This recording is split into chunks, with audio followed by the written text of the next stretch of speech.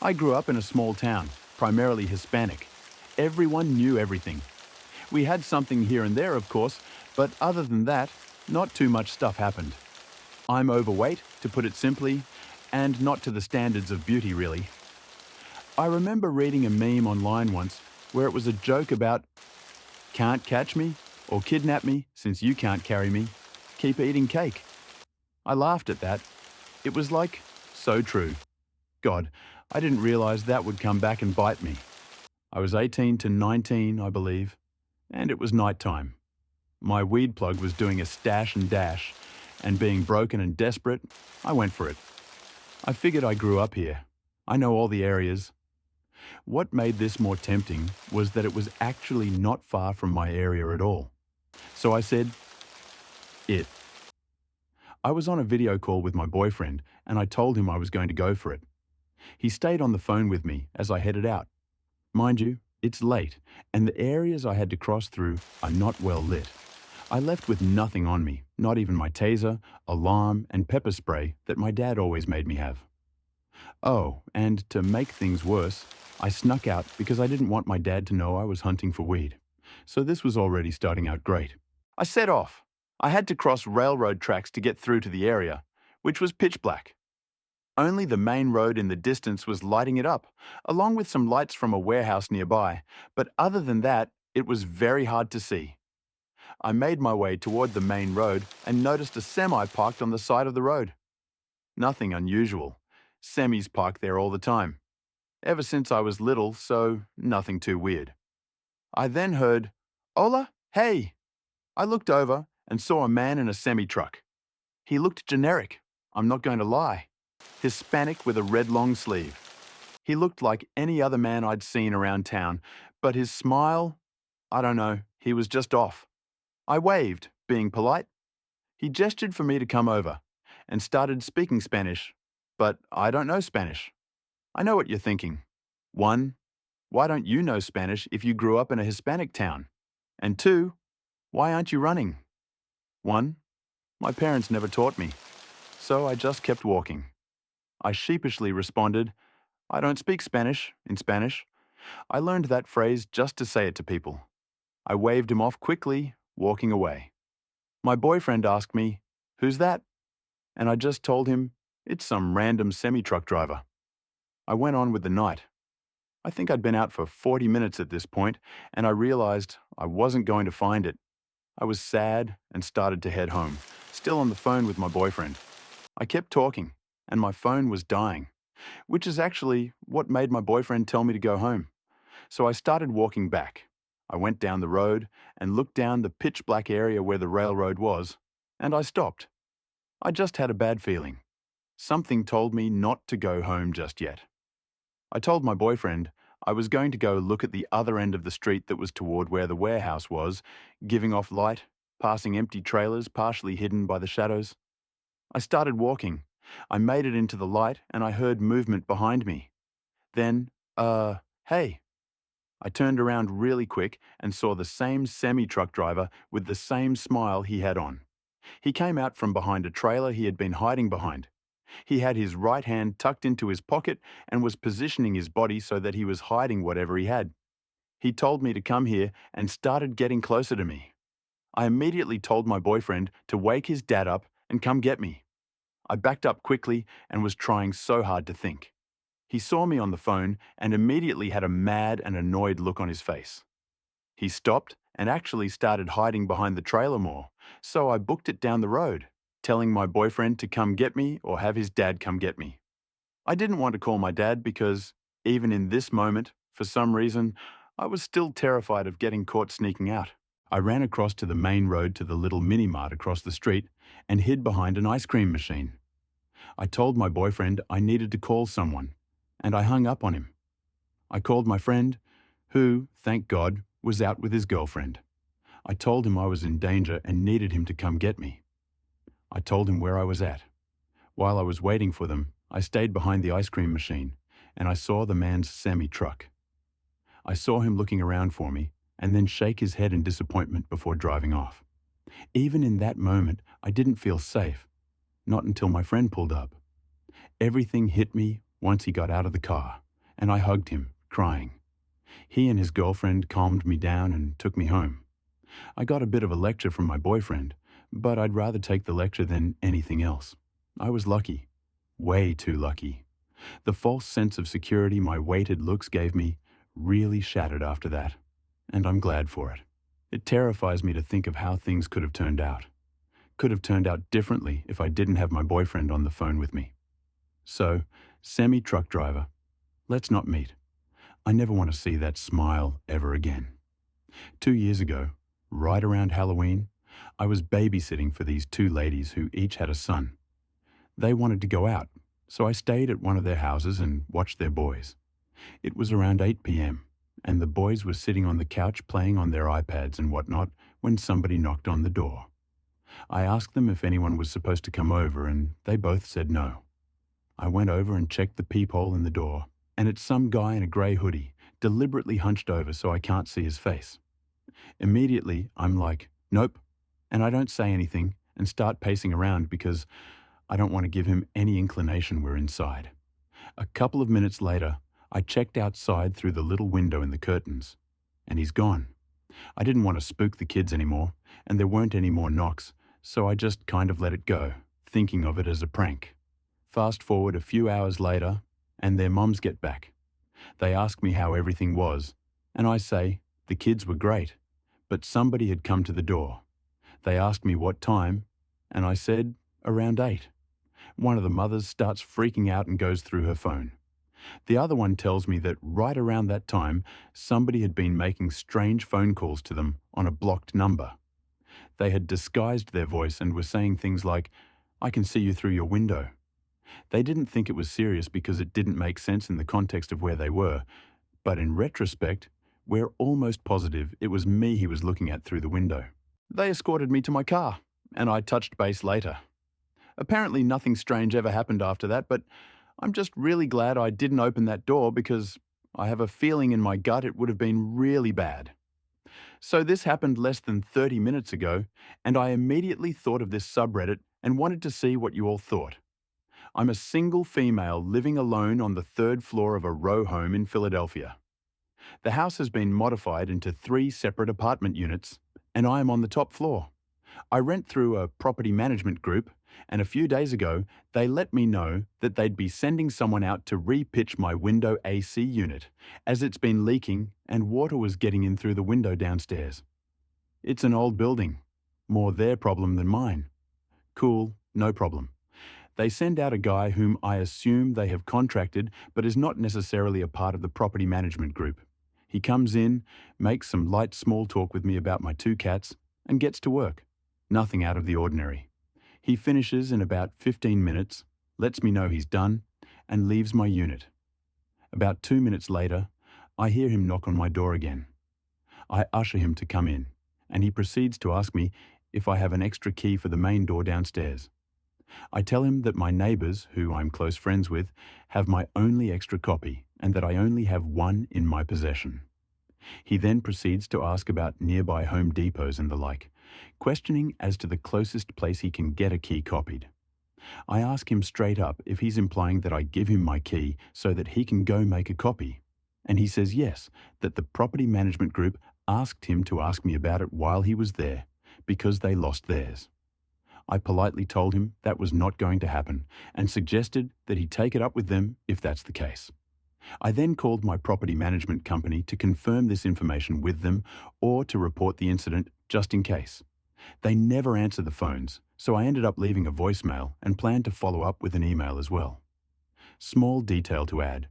I could have sworn I heard him messing with one of the doors downstairs after he left my unit the second time. The key to the main building is obviously different than the keys to get into each of our individual units, so having a key to the main door is only the first step. But being that I and the unit below me are single females living alone, I didn't like this one bit. This is weird, right? Or am I bugging? A quick update. My property management group answered the second time I called. My guess is that I was speaking to one of the leasing agents.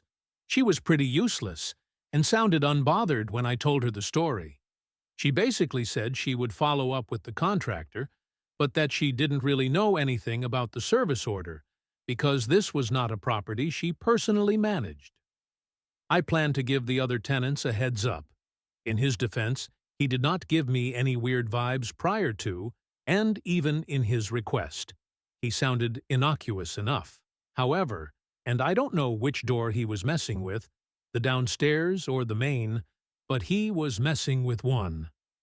I thought about popping out to ask him what he was doing, but instead, I opted to call my neighbor friend and loudly explain to her the situation that had just occurred, making sure to emphasize that I thought it was a bit weird and that I was calling the property management company to address the issue. Fact check. The Walston in this place are thin. If I could hear him, he could definitely still hear me. This story dates back to spring 2016. At the time, I was in my late 20s. I was young and fit, with very long blonde hair, a total hippie chick who had quit her job to travel the US with my ex. At the time, pre-pandemic, before the van life tiny home movement really took off, we left our home in the Midwest in January of that year after holiday celebrations, saying goodbye to friends and family. By sometime in April or early May, we made it to southern Texas and decided to check out Padre Island National Seashore. For those of you unfamiliar with Padre Island, it's a seashore that you can drive right onto with your vehicle. My now ex and I were in a 26-foot Class C 1976 Chevy motorhome. We drove onto the island at nighttime, and waking up the next morning was the most insane and phenomenal experience. The ocean was a mere 15 feet away. I mean, the visual was so breathtaking I will never forget it. We arrived on a Thursday or Friday, and the beach was beyond packed. Another thing, for people unfamiliar with Padre, it is where many Texas high schoolers and college kids mainly flock for their spring break. Spring break was just the week prior to when we got there, or maybe it was still going on. I don't know. Either way, it was busy, and we had an awesome weekend partying away. During this weekend, we noticed that workers for the park would often drive down the beach. They are very protective of their sea turtle population there, and would slowly drive by in marked vehicles a few times a day. By Monday morning, we awoke to find the entire island emptied out. When I tell you we were literally the only ones, when you looked left or right, we were the only ones for what seemed like miles. It was a gorgeous morning, so I walked the dog quickly, and then came inside to sit at our pop-up dining room table to do some journaling. My ex was asleep on the very back couch. We were backed in with the windshield facing the ocean, so of course I took a seat looking towards the beautiful view. Maybe 15 minutes after I sat down to journal, a gray, beat-up pickup truck drove by kind of quickly, heading towards the direction of the park entrance. That was the first activity I'd seen on the island that morning, and I thought nothing of it. However, maybe 5 to 10 minutes later, the same truck came driving past our RV, this time much slower. The man driving the pickup was going so slow, in fact, that we made eye contact for several seconds as he went back by. He also seemed to drive closer to our vehicle in order to better see inside. Alarm bells should have been ringing at this point, but I just kind of shrugged it off. I was very much in my free spirit phase and was not easily put off. This is where it really gets creepy. Obviously, this guy needed to turn back around since he was driving away from the park entrance again, but I was honestly minding my own business. I kind of immediately put him out of my mind. But yes, several minutes later, maybe another 10, the man came back. But this time, he pulled directly up to our RV with his truck, essentially nose to nose at a 45-degree angle, maybe to appear as if he were giving a jump. Not that far-fetched for a 70s vehicle on the salty beach. He was blocking us in. It was at this point my heart dropped, and I began to get scared. I screamed my ex's name, and he came immediately. He jumped up from the couch. I know he could hear the panic in my voice. I'll never forget how quickly he got up and how he had his arms spread across while he ducked down to see through the windshield. He was 6 feet 5 inches, very bearded, and I'm 100% sure the only reason the man in the gray beat-up truck sped off like a bat out of hell. It took several minutes for my heart rate to return to normal. My ex and I just looked at each other. That was the most unusual encounter on our trip. Surprisingly, we stayed another week after that in the same spot. The idea never entered my head that the man could bring reinforcements and come back for me or us. I was so very foolishly fearless and naive back then. Anyway, it wasn't until later that day that another fact dawned on me. When my ex and I had arrived over the weekend, we only pulled out one camping chair. That one camping chair was in plain sight, next to our RV outside. Prior to this spot, we had never done that. We always got both chairs out, but we ended up using driftwood to sit on when we had our bonfires. And so that was the nail in the coffin for me. The scary man in the gray truck absolutely thought I was a young girl all alone. And I still wonder to this day, almost 10 years later, what all he had in mind for me that morning. So, I've told this story to just a few friends, but I either get laughs because they don't believe me, or they're just as creeped out as I was when the incident happened. So, one night on Thanksgiving, when I was about 10 years old, my cousin Chris, my brother ARF, and our old friend David decided to play a good game of hide-and-seek in the neighborhood. We were all the same age, and start calling for my parents when I heard the scratching again. It was persistent, almost like whatever it was trying to get my attention. I held my breath and listened closely. As I strained to hear through my racing heart, I could have sworn I heard a soft whisper beneath the bed. My imagination ran wild, and I was convinced there was something lurking there, waiting for the right moment to catch me off guard. In a moment of sheer adrenaline, I decided to throw off the covers and peek under the bed. I needed to know what was causing the sound. My heart raced as I leaned down, holding my breath. The space was dark, and I couldn't see anything clearly. I squinted, trying to adjust to the lack of light, when suddenly I noticed a pair of bright eyes staring back at me from the shadows. They seemed unnaturally large. I stumbled back, terrified, and let out a small gasp. Gathering my courage, I finally screamed for my parents. They came rushing into my room, turning on the lights and asking what was wrong. I was shaking and could barely get the words out, but I managed to tell them about the scratching sound in the eyes. My dad checked under the bed and found nothing.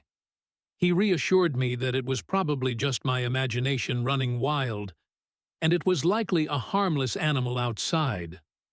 But to this day, I can't shake the feeling that I wasn't imagining things. Something felt off that night, and the fear I experienced has stuck with me. I often wonder what really was under my bed, and if I had the courage to look a moment longer, would I have discovered something truly frightening? Call out for my parents. When my dad crawled out from under my bed and stood up in the dark looking at me, he said, "You forgot to say your prayers." Then he walked out of my room. I was understandably shocked. I did not leave my bed afterwards and must have fallen asleep at some point. My dad would normally tell me to say my prayers before bed, so this seemed like something he would say, but I have no idea what would possess him to hide under my bed. My dad denies ever doing this. I brought it up numerous times over the years, but he has never admitted to doing it. I never really considered until recently that he definitely doesn't have nails long enough to make that deep scratching sound I heard. But do you guys think maybe I fell asleep and had a vivid dream? I also considered it could be something paranormal. To answer a few questions I see frequently.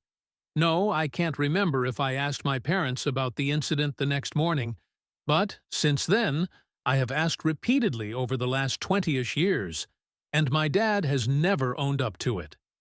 I believe at this point that my dad couldn't have done it, because, number one, my dad likes scary stuff, and would absolutely take credit for a prank that scared me so bad.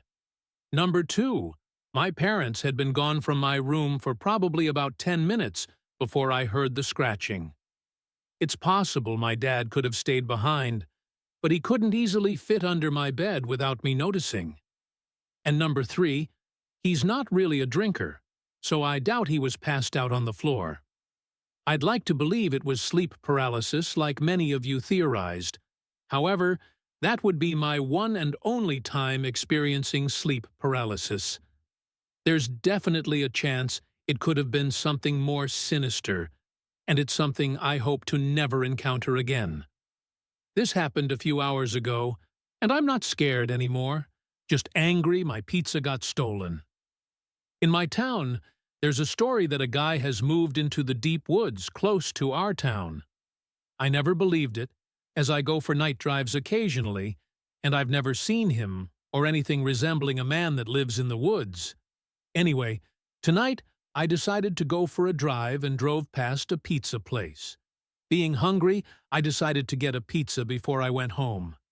In my head, I had a plan to eat pizza and play some Minecraft, as I'm in my 2-week Minecraft phase at the moment. I paid for my pizza and started walking to my car with the pizza in one hand and my phone in the other, messaging my friend to see if he wanted to play some Minecraft when I got back.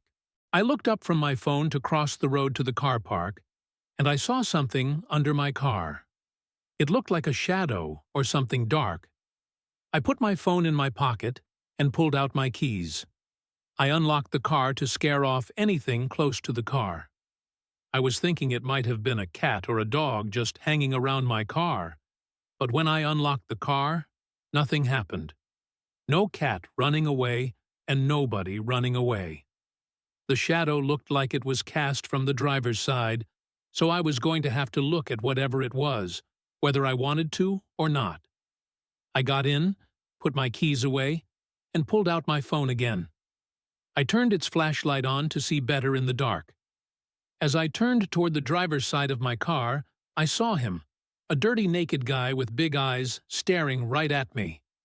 He was crouched down, trying to hide from me. Now, I don't usually get scared of anything, but this guy scared me. He looked like he rolled around in mud, and it dried out on his skin. His eyes looked creepy, bloodshot, and kind of bulging out of his head. And he was naked. I got startled and jumped backwards out of instinct, dropping my pizza in the process. It fell out of its box and onto the floor. I started moving back slowly and shouted at him to get away from my car. He looked up at me, then at the pizza, then back at me. He tilted his head to one side and then jumped towards the pizza like a dog, grabbed it, and started running away down the road. I assumed he ran all the way to the woods. I wouldn't know where he went, as I didn't feel like following him. I locked my car and ran back to the pizza place and stayed there for a bit. The workers obviously didn't believe me when I told them what happened, but I know what I saw. Once the fear subsided, after a while, I realized that this guy just stole my pizza. Angry as I was, looking forward to it, I decided to get another one and run to my car. This time I got in, put the pizza on the passenger seat, and went home. Once I got home, I locked all my doors and windows. I even locked my bedroom door, as I still felt a bit scared. I think I'll be playing Minecraft until the sun comes up. So, creepy, dirty, naked guy that lives in the woods close to my town, I never want to see you again, 'cause I may have to fight you for stealing my pizza. Meet Jane. I don't know much about Jane except that she's from a small town, and she moved here with her friends and boyfriend for university. When I first met Jane at the pub, I thought she hated me. My guts! She always gave me nasty looks when my friends tried to approach her. Friends she'd be rude to. Me? Jane is pretty. Like, very, very pretty. Like every guy in town has a thing for her. But Jane's boyfriend is insane, to say the least. They are regulars at the pub, and I've seen them break up around 3 to 4 times. The waiter working at the pub, a guy in my friend group, says he noticed them break up a dozen more, but they always come back together. A couple of months back, I just finished with the gym and had just showered when my mom called and asked about this pub and how the food there was. I told her the food's to die for, and she said she and my stepdad were on their way there. I told them I would meet them too because I was dying for some hot wings and a burger. We sat down, and my dad and I just started drinking beer after beer, and in no time I downed half a liter of beer. I was getting a bit tipsy, but I kept pushing through. Then my dear friend Tina called and asked if I was down for a drink. I told her to come to the pub, as I was already there. She's going to meet my folks, and they planned on leaving soon, so she and I could continue. That's how it happened. My parents left, and Tina and I continued drinking on our own. The pub was closing, so Tina decided to go to the bathroom, and I walked with her inside to see if I could get another pint. We stumbled upon Jane. Jane started talking to Tina, and I realized they knew each other. We all sat down to comfort her as she was a crying mess. Her boyfriend and she were done for good, and she revealed that he used to really abuse her, mentally and physically. I felt bad for her, so when she rested on my shoulder, I just let her. The next night, I got a DM from her, and she's apologizing about the trauma dumping. I told her it's no biggie, as we all need to vent sometimes, albeit I do that to my therapist, not strangers. But whatever. The therapist is a stranger I pay, I guess. We continued chatting, and she constantly went between, "I can't text you," and then texting me again. "Don't text me," and "text me first," when I didn't. Keep in mind, this was like 2 days since that interaction. One drunken night, she texted me to meet her. It was around 2 a.m., and I had my little cousin over that whole night. We watched movies, and he had just fallen asleep. I declined her offer. Also, I felt it's a bit weird for me to hang out with her completely sober while she can barely see. I don't know. One day, we had a date at her place, a little study date. After we finished studying, we relaxed on the couch and ended up making out. We didn't go all the way, but we did a bit. That night, I went home, and we continued talking about it, even going as far as exchanging photos, my first and only time sending a nude. Then we hooked up. Now, I'm a person who likes alone time, so sometimes I just want to chill at my house and not really be with anyone. But she did not like this idea. She started spamming me with calls, saying how she could come over and we would chill, that she would be silent and I'd still be alone. In my opinion, this kind of defeats the idea of being alone, being as I'm not actually alone. She threatened me that if I didn't pick up the phone, she would never talk to me again. This is where I snapped and told her that her lukewarm at best manipulation tactics would not work on me, and to not contact me again. She flipped out and came to my part of town, hanging out and waiting for me to come out. I told her I'd begged her millions of times not to come to my house, but she simply said, "Nah, I'll pass," and came anyway. I felt so disrespected because all of a sudden I hold no value in life when she texted me, "Come out, I'm here." I texted her, "Nah, I'll pass," and stayed home. Now she's following me everywhere I go. It's been months, and I'm dating the girl of my dreams, but that has not stopped her from being in my shadow. She learned my routine, when I go to the gym, when I'm at practice, and whatever else, and she never fails to show up or drive past where I'm at. My stepbrother reviewed the security footage from our house, and we counted her car driving past my house at least 14 times in a day. I still get texts from her on the daily, even though she's blocked. She gets wasted and spams me with messages on WhatsApp that she then deletes. My girlfriend is absolutely livid with this chick, as she would not leave me the hell alone. I don't fear for my safety, but this situation is becoming unbearable. Life, but I have warned my friends that if I die, it would not be an accident or a suicide. She's in my shadow. I constantly have to check my six to see if she's behind me. As much as I hoped I wouldn't have to update ever again, deep down, I knew that it wasn't true. For the past 3 months, until the 25th of September, my girlfriend and I, together with my younger brother, went to Germany for one of our relatives' weddings.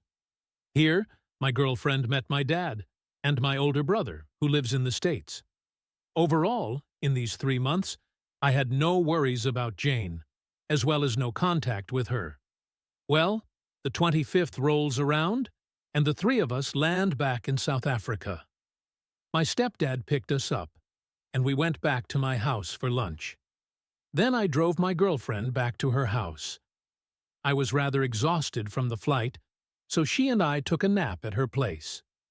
We got up at around 7, and she started getting ready for the night out. At 9 o'clock, we sat in this one pub with 3 of my friends, and my best friend snapped a picture of me, posting it on his story with the caption, "The boys back in town," together with the bald eagle and burger emojis. Well, not even 2 minutes later, Jane walks into the pub. We brushed it off as a coincidence, as she does not follow him on Instagram. But we later realized that one of her friends does. We ignored her as we continued drinking. I don't know if she was staring toward us or not, as I specifically instructed everyone not to look in her direction. Overall, it was a fun night out. Fast forward to the 27th. My friends and I packed my truck, as we planned to spend 2 days at Dragon's Peak, roughly 2 hours from town. I asked my girlfriend if she was willing to come, but she said she had plans with her girls, so she stayed in town. While my girlfriend went into town and into the pub we usually chill at, she sat behind the bar, as one of her girls works there, and they wanted to include everyone in the hangout. The girl working behind the bar jokingly asked her, "You finally left your man and came crawling back to us?" To which my girlfriend replied with, "I hated him so much anyway. Girl him." This is a paraphrasing of their conversation, as they were joking and drinking. They kept joking about us breaking up, and my girlfriend needing her friends again, but they didn't realize that Sam, one of Jane's friends, was there listening to them. Around the same time, Jane texts me from one of her burners, and I know it's around the same time because I texted my girlfriend right away. And that's when she spotted Sam connecting the dots.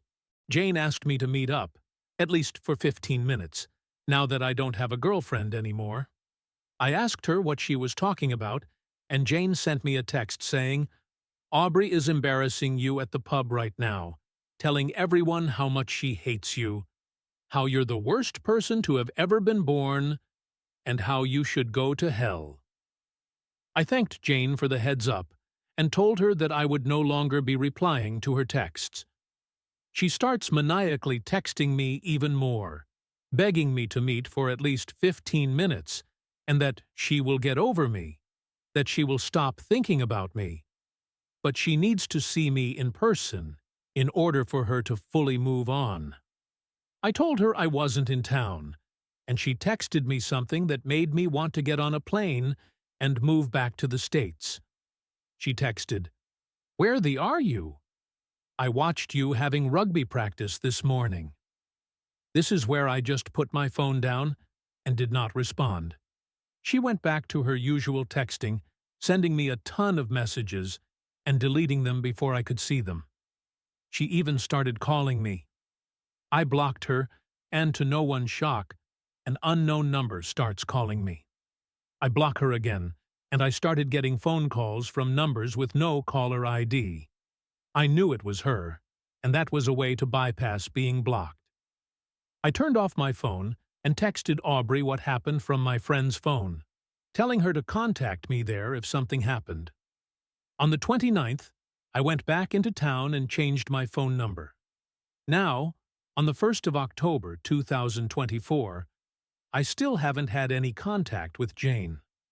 My phone has been quiet, but I did see her car parked at the gym parking lot, so I didn't go to my usual gym today. Instead, I paid for 1 day of working out at another gym. My plan is to fully change my gym and to start avoiding the pub just so she can move on. My family and friends say it's not fair for me to miss out on hanging out with my friends at a place where we've been hanging out for 3 years now, but I really see no other way out. I didn't think I'd be updating so soon. Oh boy, where do I even start with this one? I guess the best thing I should start with is that I brought this whole situation up with my therapist. I ended up with a psychiatrist and later a therapist in August of 2022 and February 2023 for completely unrelated issues. The first thing he asked me was, "How does it make you feel?" I told him that the whole situation made me extremely uncomfortable, and it brought back memories from when I was acting all crazy about someone, albeit I never went as far as Jane did. We talked about a lot of parallels between what I've done in the past and what she's doing to me now, and we realized that Jane and I might be similar.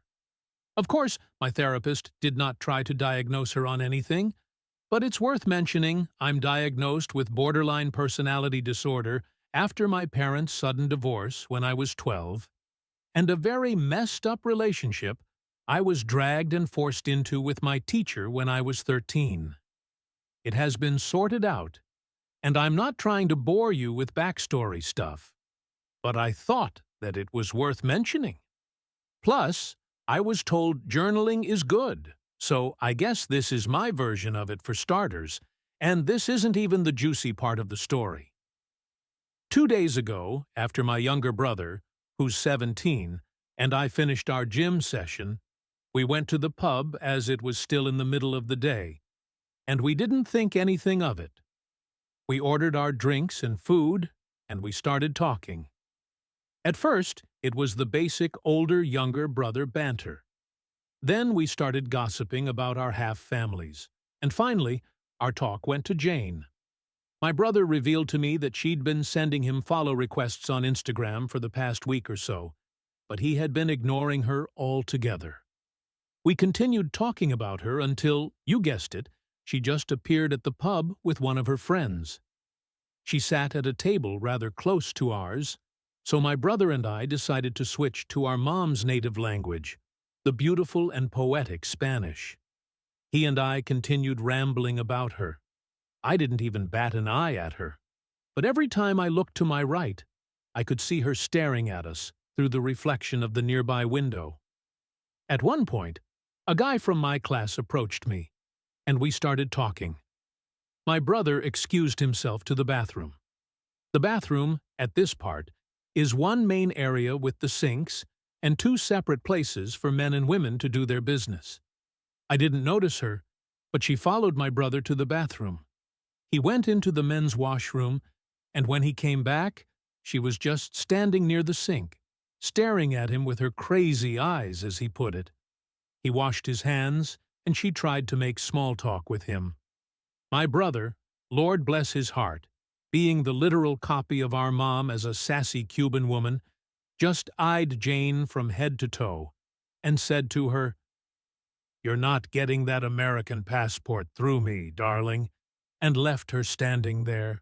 Although this Meg. Now the juicy part. This afternoon, I got a DM from a girl that I know from the pub. I opened her message, and it was her asking me if I'd seen Jane's Instagram story. I told her that I had no way of doing that, as she was blocked everywhere. To which the girl apologized for being the one to show me this, and she sent me a screenshot of Jane's story. At first, I didn't see anything weird in it. It was just a mirror pic of her in her bedroom. So I asked the girl to explain to me what I'm looking at, and she just said to me, and I quote, "Look above her bed." That's when I had a panic attack. I began to shake and hyperventilate, and my stepdad noticed and helped me calm down with my stepbrother. They kept asking me what was wrong, and I kept repeating, "She's crazy," over and over again. I remember, through my tunnel vision, my stepbrother picking up my phone and just saying, "What the actual?" Then my dad looked at it. She had painted a huge canvas portrait of me, and some of you might say that I'm overreacting, that maybe I'm in the wrong, or maybe I'm the crazy one. But I know what I look like, and the guy in the portrait looks just like me. Black curly hair, high cheekbones, sharp jawline, same mustache and goatee combo. The part that convinced everyone it's me, as if it didn't look like a literal picture of me, are the eyes. See, guys, I have heterochromia. My grandpa had it, and his grandpa had it. For some reason, every 2 generations on my mom's side of the family, the second-born always has heterochromatic eyes. My right eye is blue, and my left eye is green.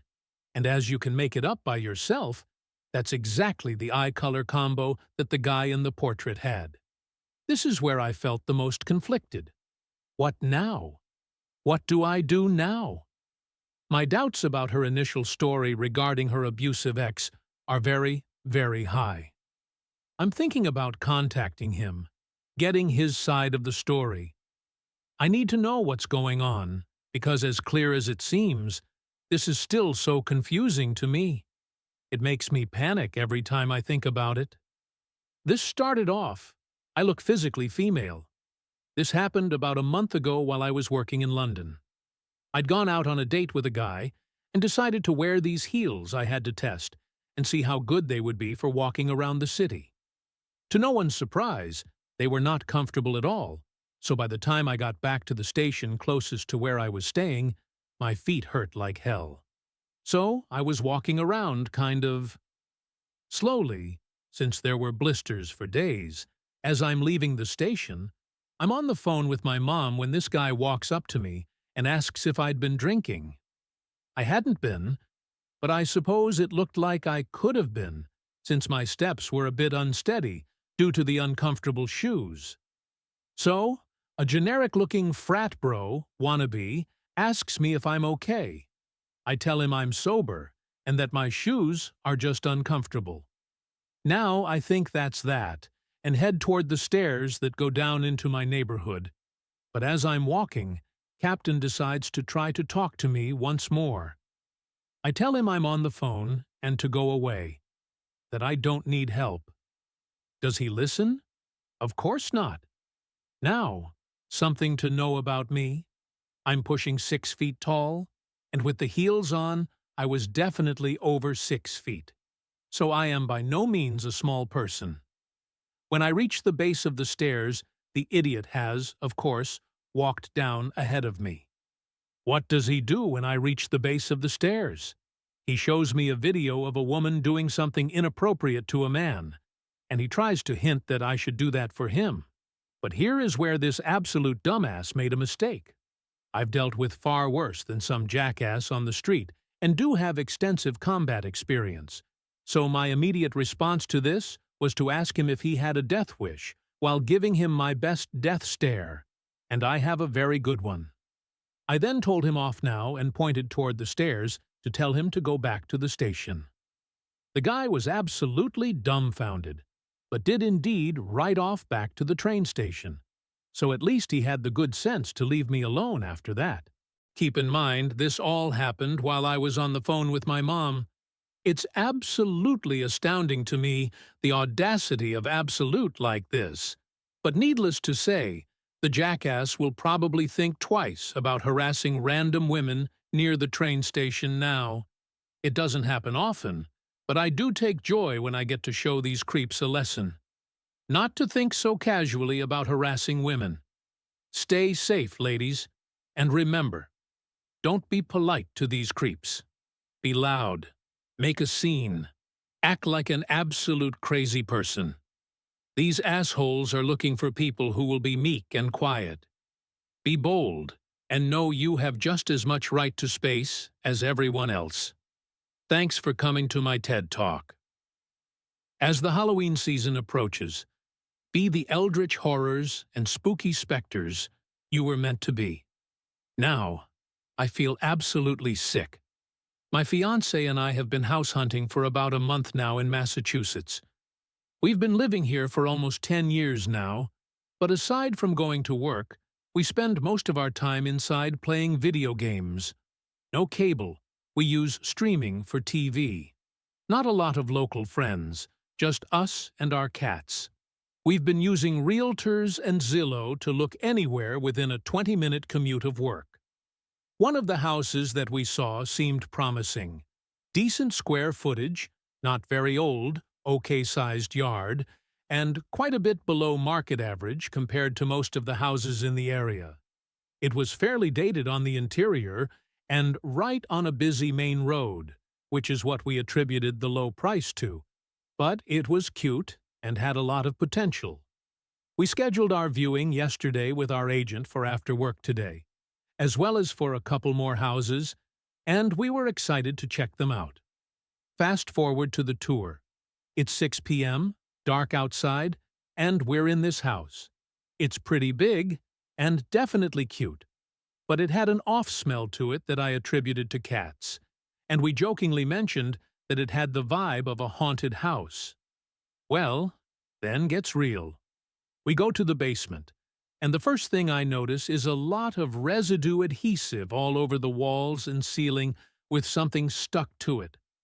I, being the dumb I am, poke at it and inspect further and recognize it to be soundproof foam. My first thought was, why need soundproof foam in the basement? Maybe they played an instrument or did YouTube or something. Well, when I mentioned this, the realtor says, "Oh God, let's leave.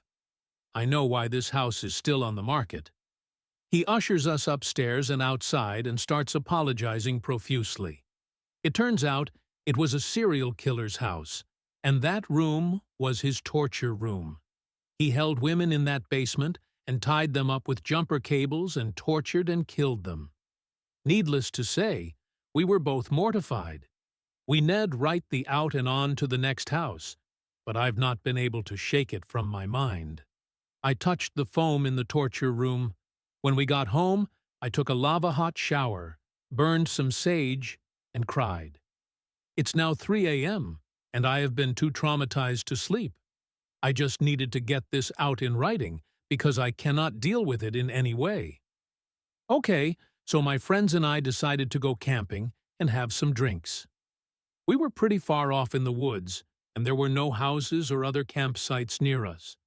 There was no sign of any other people in the area. We eventually fell asleep for the night. Everybody else was asleep in their tents, and myself and one of my friends fell asleep in hammocks we had up near the dirt. Rowed at one point in the night, probably around 2 to 3 a.m., we both woke up cold because we only had thin blankets. We started talking and trying to wake up a bit when, out of nowhere, we heard this weird, human-sounding whistle. It didn't scare me at first, because I knew there were a lot of animals that could make that kind of noise, especially where we live, central Missouri. But it was strange, because it was a two-toned whistle. Think like Negan in The Walking Dead. We heard it every few seconds, and it seemed to get closer each time until, eventually, it sounded like it was maybe 20 feet away. At that point, I was really scared, and my friend and I jumped up to start a fire. We heard it once after that, maybe about 2 to 5 minutes later, on the opposite side of the woods. I did a lot of research the next day, trying to find out if there were any animals that could make that sound, but I couldn't find any that whistled the way that whatever was in the woods did. I'm just wondering if anybody on here knows what kind of animal it might be, or if somebody has any kind of supernatural explanation. I found plenty about why you shouldn't whistle in the woods at night, but nothing about hearing whistles. Hey guys, I hope you enjoyed that. If you have a scary story you'd like me to read on the channel, please send me an email or post it to my subreddit. You can find details of this in the video description. It's the stories that make this, and this is the best way to ensure variety in the stories I share.